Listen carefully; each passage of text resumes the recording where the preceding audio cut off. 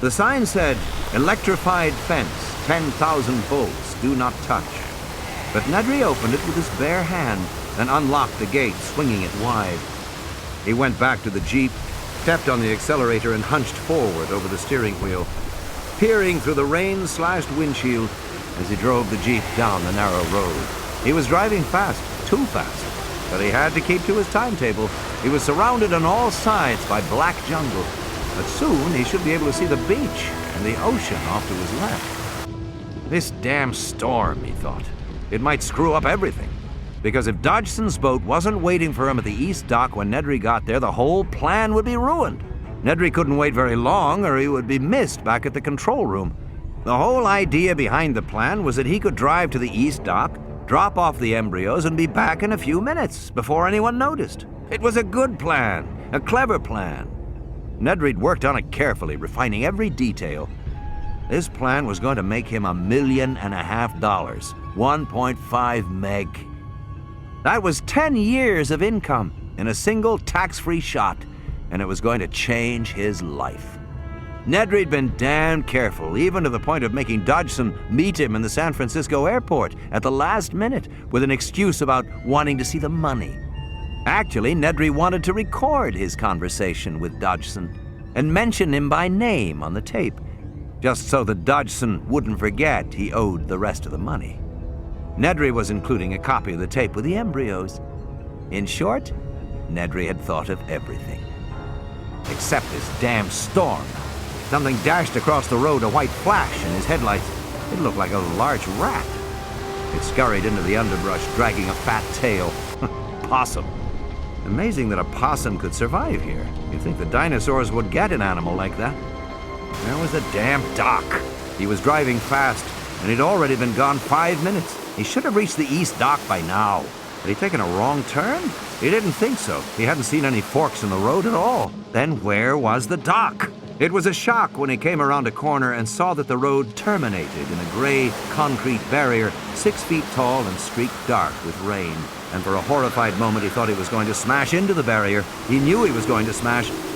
And he spun the wheel frantically, and the Jeep slid to a stop, the headlamps just a foot from the concrete wall.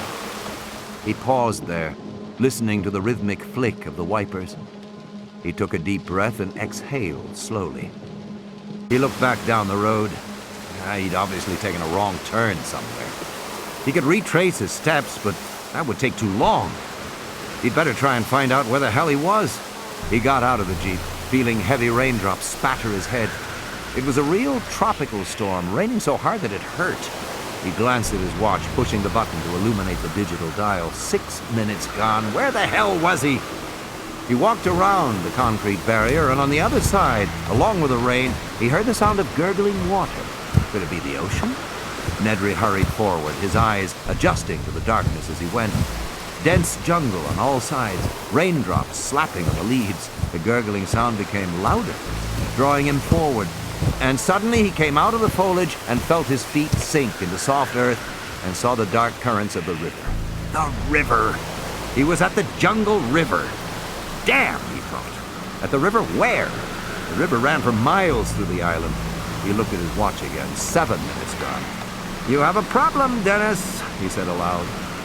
As if in reply, there was a soft hooting cry of an owl in the forest. Nedry hardly noticed. He was worrying about his plan. The plain fact was that time had run out. There wasn't a choice anymore. He had to abandon his original plan.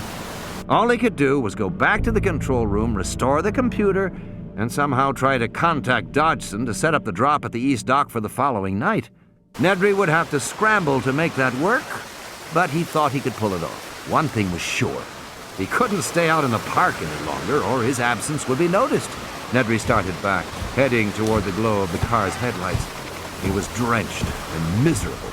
He heard the soft hooting cry once more, and this time he paused.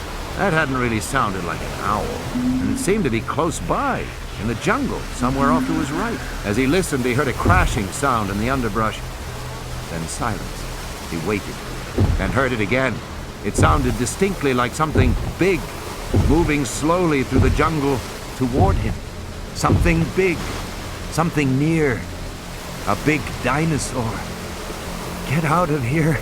Nedry began to run. He made a lot of noise as he ran, but even so, he could hear the animal crashing through the foliage and hooting. It was coming closer. Stumbling over tree roots in the darkness, clawing his way past dripping branches, he saw the jeep ahead, and the lights shining around the vertical wall of the barrier made him feel better. In a moment, he'd be in the car, and then he'd get the hell out of here. He scrambled around the barrier, and then he froze. The animal was already there. But it wasn't close. The dinosaur stood 40 feet away at the edge of the illumination from the headlamps. Nedry hadn't taken the tour, so he hadn't seen the different types of dinosaurs, but this one was strange looking. The 10-foot-tall body was yellow with black spots, and along the head ran a pair of red V-shaped crests. The dinosaur didn't move, but again gave its soft hooting cry. Nedry waited to see if it would attack. It didn't. Perhaps the headlights from the jeep frightened it, forcing it to keep its distance like a fire. The dinosaur stared at him. He snapped its head in a single swift motion. Nedry felt something smack wetly against his chest. He looked down and saw a dripping glob of foam on his rain-soaked shirt. He touched it curiously, not comprehending. It was spit. The dinosaur had spit on it. It was creepy, he thought. Jesus, it was disgusting. But the skin of his neck was already starting to tingle and burn, and his hand was tingling too. It was almost like he had been touched with acid.